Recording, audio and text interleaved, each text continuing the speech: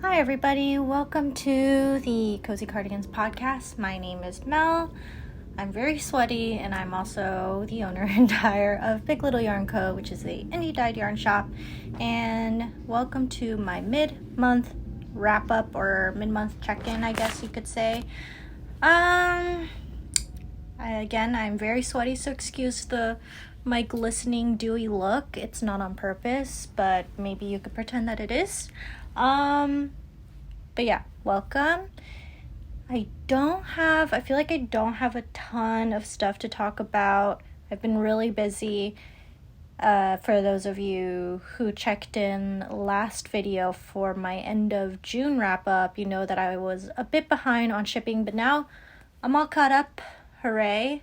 However, Evie, my son, he did end up getting sick again over the weekend, so this is illness number 5. Like, he gets sick like every 1 to 2 weeks now because of daycare. So, but he's doing good. He's at daycare right now. He got like better and he's doing good. So the teachers told us to let him come, so we did. So he's there right now and he's having fun, so that's fine. But yeah, the weekend he had a bit of a fever, but he was still kind of his jolly old self, so it wasn't too bad. But anyways, still kind of sucks because it's always sucky to see a little baby toddler getting a little bit of a fever, you know? So yeah, there's that. Anything else? Should I talk about personal things? I don't know. But I mean, there's nothing much. I've just been really busy.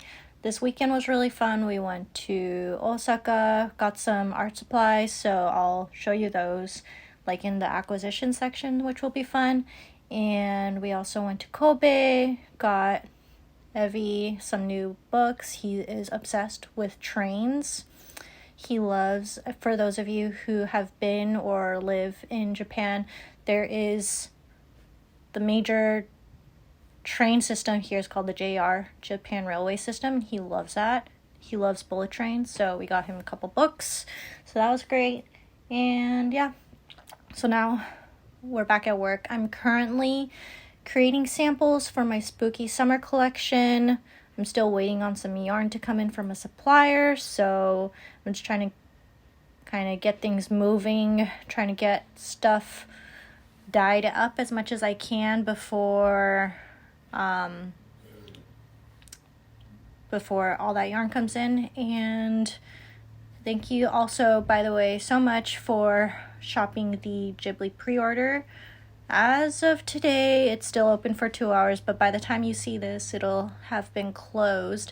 I still have some ready-to-ship yarn in the shop, though, if you did miss out on the Ghibli Quarter 3 pre-order. So feel free to check that out. Link is down below, as always. Yeah, thank you so much for supporting these colorways. The Ghibli Quarter 3 colorways the August to September sock sets will come when the months come along, obviously. But the pre-order is done. You can't pre-order any more colorways until I'm feeling maybe October or November, when the whole season 2 collection will be available for pre-order. And I'll be like showcasing all like the colorways. I'll make all the samples and stuff, so it'll be like a regular pre-order. You won't have to wait for a surprise or anything. So for those of you who are not into surprises but still want Ghibli, that'll be your time, but that's way later in the year. So anyways, thank you so much for pre-ordering. For those of you who did, I'm really excited for this quarter. It's gonna be pretty fun. So anyways, yeah, let's get on with the content. I literally only have one knit to update you about because it's all I've been working on, and I've been it's just so hot outside. So usually what I do during like the cooler months or like not so hot months, so any season other than the summertime, what I do is I usually have a sock project with me, and I knit while I walk, while I'm on the train. So I usually have like at least 2 projects to work on. But it is just so hot. It is so humid. When you walk outside, it's like stepping into a sauna. It's like the air is palpable. Like you can feel the air around you. So it is like not the best knitting weather at all. So the only time I really knit is when I'm sitting under a fan or a AC. And otherwise, I'm like, I guess I kind of read while I'm in the train, or I'm just like on my phone, just rotting, you know? Like, it's just so hot. Like, you can't help but to be a hot potato when it's this hot. So, anyways, I only have this one knit, but it's been going pretty well. So this is Tim's top that he requested for me. So last episode, I talked a bit about how Tim requested a summer top, which I jumped on. I like dropped all my projects and decided to work on this project alone because he doesn't usually request knits. I don't think I've ever knit him a garment, although maybe I have once, but it didn't work out and I ended up just taking it, so it doesn't really count. I usually knit him socks, but yeah, he doesn't usually request garments. So I jumped on this opportunity, and so I'm knitting him this top. It's upside down right now. I'm trying to figure out how to show. It's just a big tube. It's bottom up, and you could kind of see how the increases are. He wanted like a bit of shaping, and he has a very I don't know what you call that, not triangular shaped frame. Like he has very broad shoulders and a narrower waist. So he wanted that kind of shaping so that it's not so much as a box and more of like a fitted tee, I guess. And so we've been trying it on. These orange bits are points where he's tried them on. There's also like a bit of an orange here because he like literally just tried it on the other day. Or I guess this side's better. So I finished the main body, which is great. And I split for sleeves, which you can't really see, but maybe so you can see the underarm bind off here. Maybe it'll stop focusing on me. Just a underarm bind off. So I'm working on the front right now, and he does want, so like, you know, he doesn't want just a straight up and down armhole. He wants a bit of a, whatchamacallit, a bit of a satin sleeve, I guess you could say. So I'm currently working on that shaping right now. Let me see if I could find. So I've marked my decreases here. And so it's kind of hard to tell right now because it's such a small bit of front. But pretty much I've knitted like 1 inch of the front so far.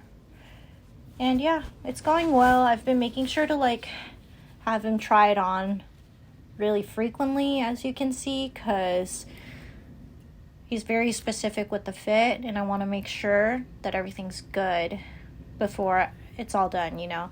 So it's going pretty well. I think he likes it so far. So yeah, that's all that I've been working on. And for just really quickly, I'm using Amirisu Parade in the colorway Oxford. This lovely dark navy.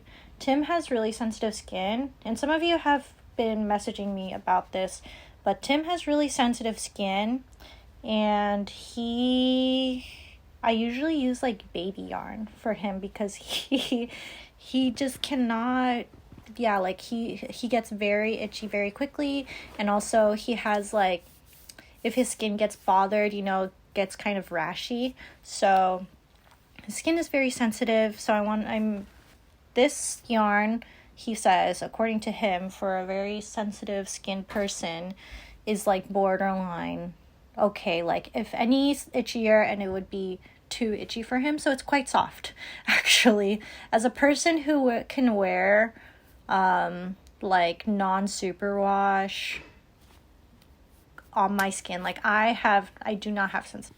Sorry, my memory card decided that it was full, like right while I was talking. Very rude. So what was I saying? I was talking about how, so I have pretty non-sensitive skin, not insensitive skin. I have I don't want to say thick skin, but I can easily wear non-superwash. Like even Newton, I could probably just wear it on my skin directly to skin. So it's very soft for me. Parade is very soft. Like I love it. So for Tim, it's very soft, but also a little bit itchy. I think it might be because of the linen content, maybe. It's merino silk linen, so I think maybe it's the linen content that maybe prickles him a little bit. I'm not quite sure. But yeah, so for those of you with sensitive skin, definitely try it out. See how you like it, because it is quite soft. And Tim is also like not allergic, but finds Surrey silk lace prickly, which is definitely not prickly for me. Like I find it very soft, obviously. But so for those of you who find Surrey silk lace prickly, my husband, who agrees with you, says that Parade is quite nice. So definitely try it out if you have sensitive skin. But yeah, that's all I've been working on lately. It's just so hot, and I've just been trying to stay cool. So let me move on to what I've been reading, or what I read so far this month. I've read 3 books so far this month. So just because I've been so busy, and usually what I do is when I dye yarn, or when I work, I usually listen to audiobooks, and I don't know what it is, but lately I've just been listening to podcasts. I think it just kind of helps me like turn off my brain a little bit better, maybe. But I've just been listening to a lot of, my favorite podcast is the Scared to Death podcast. I really recently subscribed to their Patreon just so I could listen to their backlist of like Patreon episodes. So I've just been trying to like go through all of those really quickly. So I haven't read too much, but let me tell you about what I have read. I read Gulp. I talked about this book last episode. I think I was in the middle of reading or listening to it. But I read Gulp, Adventures in the Alimentary Canal by Mary Roach. She is also the author of Stiff, which I really enjoyed. This one I didn't enjoy as much, mainly because I'm not really interested in, like, the digestive system. She makes it interesting, which is great, but I'm liked Stiff more because it was about like cadavers and what happens to human bodies after they die. I find that a lot more interesting, which is hopefully doesn't say too much about me, but yeah, so it was interesting, but not as interesting as I found Stiff.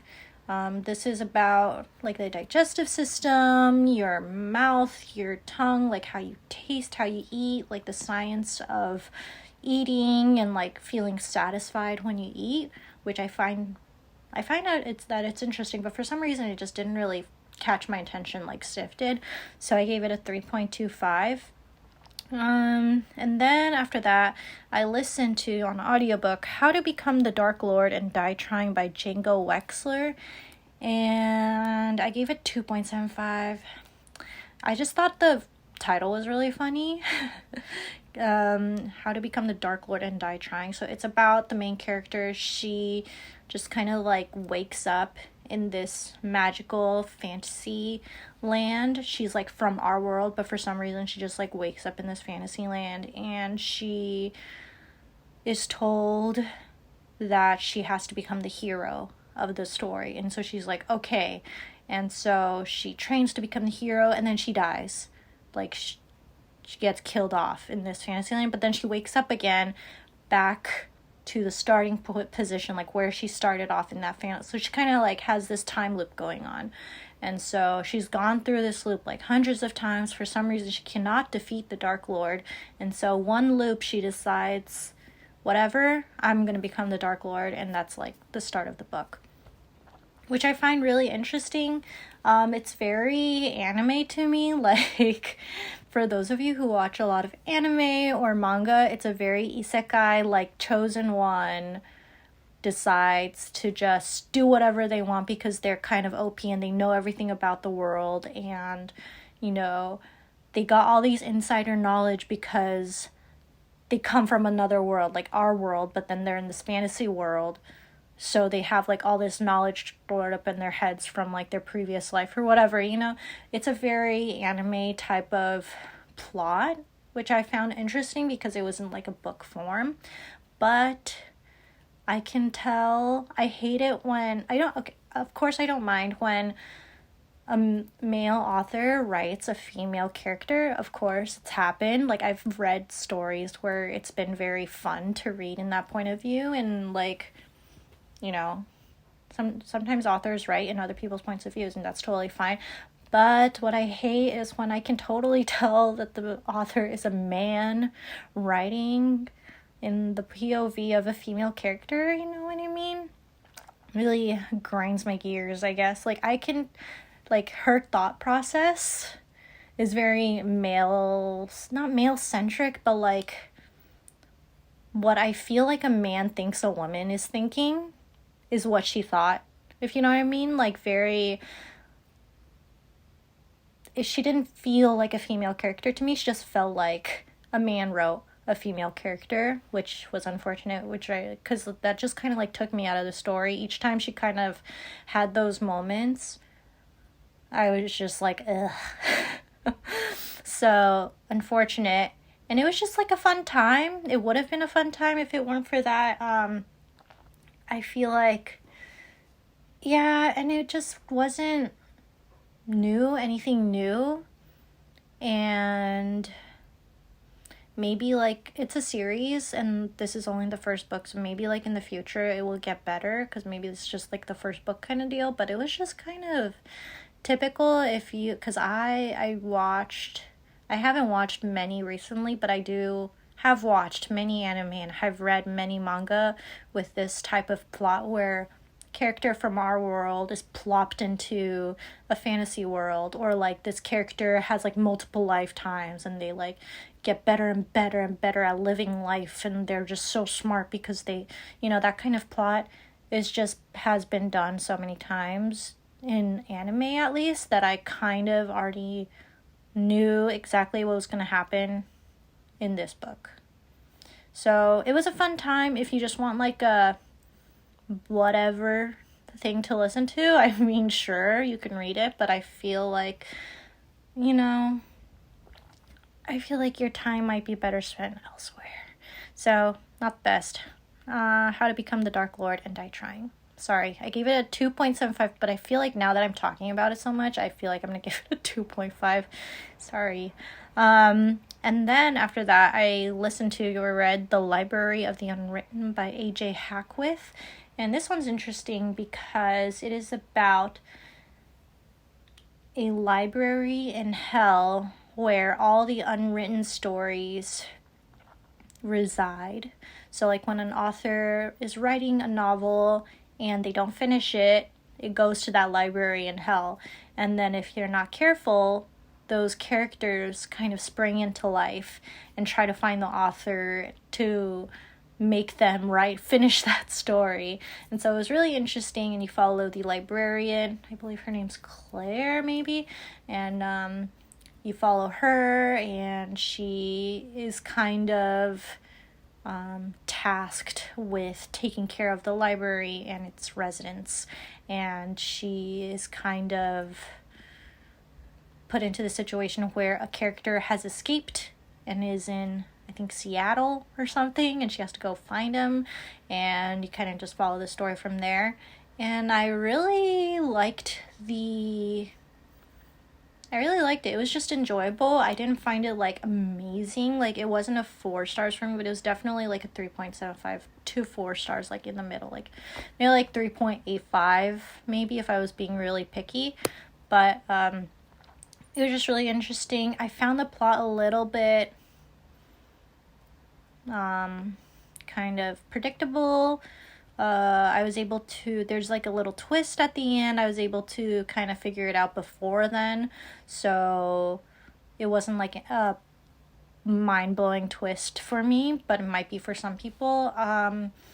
But the plot was really interesting. The world was really interesting. I really liked how like she kind of has to travel through all the different afterlives. So there's like Valhalla, there's heaven, there's hell, and like all these different worlds, and they kind of are not your typical like heaven is not your stereotypical heaven. Like the angels there are not your stereotypical angels like what you think of from the Bible, and they all kind of have their own characteristics and their own, I don't know, they have a dark side to them, which I find really interesting.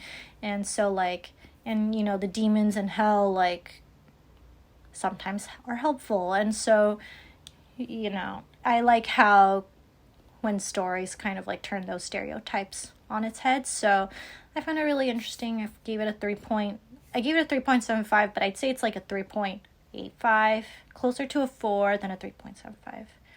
So what is that? Maybe like 3.9. So it was enjoyable. I recommend it. It's also a series. I'll probably continue this one, but this is the first of a series, I believe. But yeah, those are the books I finished. I've been reading really slowly. So let me move on to acquisitions. So I don't have any knitting acquisitions other than this little sweater quantity I got. This is Daidokoro from the Q2 pre-order. I'll put the palette up here. It's from Ponyo. I am planning on making Evie a winter sweater out of this. I think it's just like a really nice green. I think it's a bit more color correct back here. Kind of gets blown out closer to the camera. Just this like classic forest green. And yeah, I think Evie will look really nice in it. I think it's soft enough. I mean, he has baby skin, so obviously it's like kind of a lot more sensitive, but usually when he wears sweaters in the winter time, he wears heat tech or like a thermal underneath, so it shouldn't be too much of a problem. I made I believe it's called the storm sweater maybe, for him a while ago when he was really small, and it was this other green. I think I used knitting for olive merino for that, but there is also the Storm Sweater Junior, so I think I'm going to make him like a bigger toddler version this year, because I really like that pattern, just like the stitch pattern. It's like really cool, and it looks really cute on kids, so I gave myself a little toddler sweater quantity of the, oh, did I say the base? This is on the alpaca or merino alpaca DK base from my shop. It's really soft and squishy and like just warm, so not the best thing to knit with right now, but I am planning on making this for him before it gets too cold. And yeah, it's got like a lovely halo to it from the alpaca. It's kind of hard to tell, but it's really soft and squishy. It is not superwash, so maybe not best for gift knitting, but it is quite nice. So I got myself that. That's like the only acquisition type of thing yarn-wise. And I do want to show you a couple books that I got in the mail, because I pre-ordered a few new releases and then they came in, which is always nice because I forget that I pre-order them and then they come in the mail and I'm like, oh yeah.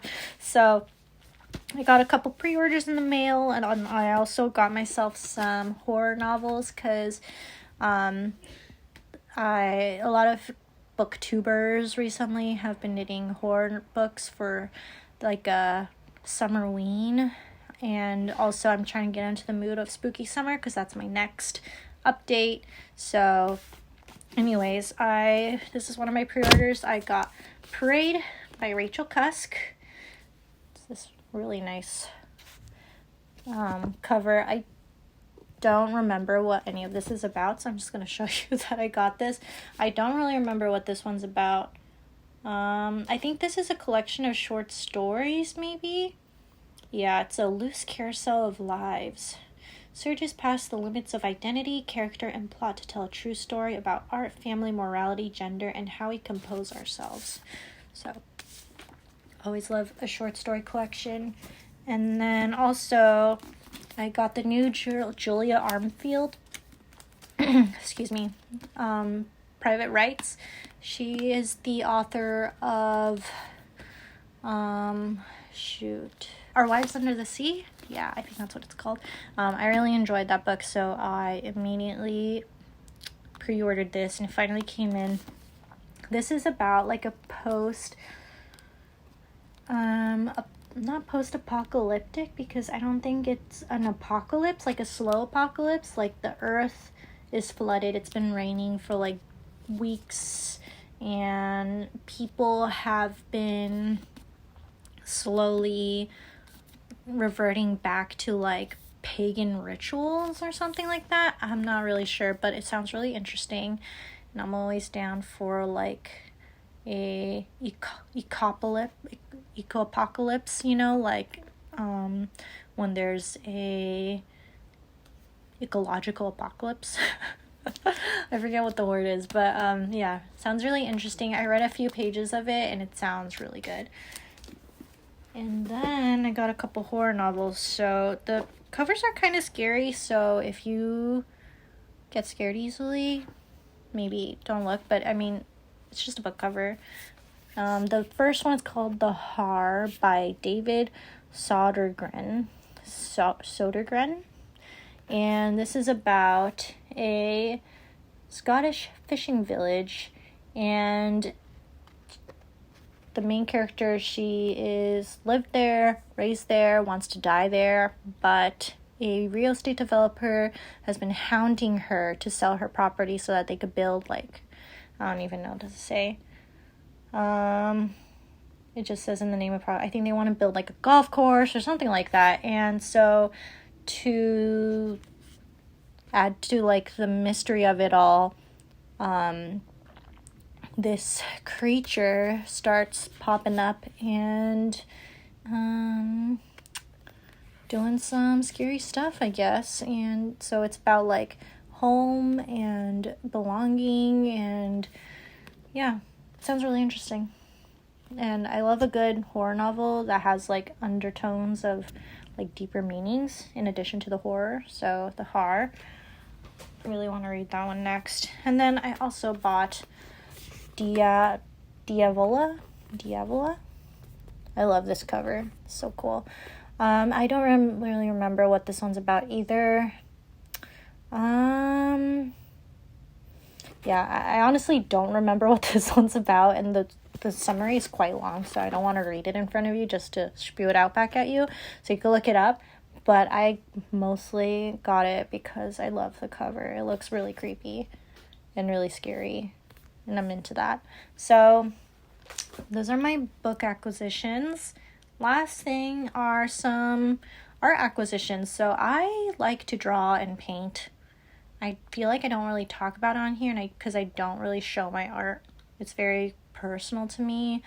But I do want to show you what I got, because I haven't had like a art haul in a while. I just kind of had like a burst of like, I want to buy some art supplies because I wanted to try out some new materials. So I did get one new material that I'm really excited. I've been trying it out and I'm really enjoying. And these ones are just new colors that I got. So I use gouache a lot.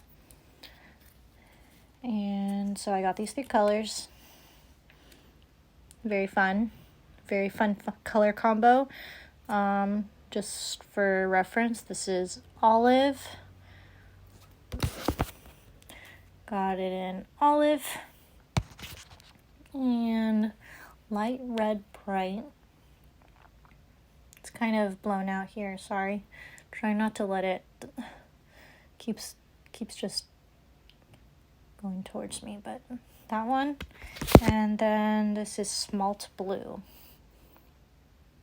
So very fun. Just some add-ons to my gouache collection.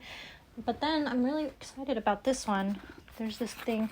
So I went to a art supply shop called Kawachi, and it's a pretty big art supply shop in Osaka. The one I went to is like a smaller, what do you call it?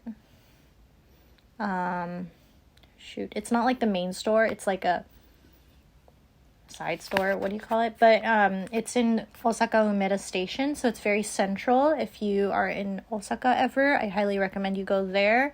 But they also have a really big shop in Shinsaibashi in Osaka, and I have gone there before, but that's not where I went this time.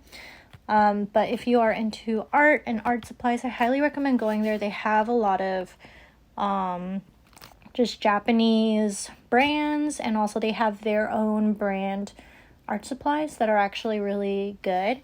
And they also like collab with different artists to like do stuff. Like this one was a collab, I believe, but I don't really know who the artist is. I just thought that it was a really cool collab. So, well, anyways, this one's are oil pastels.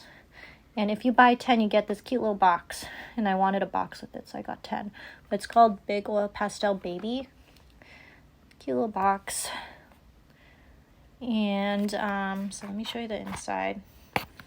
Yeah, so you could choose the colors that it comes in. I'm trying not to like let it fall.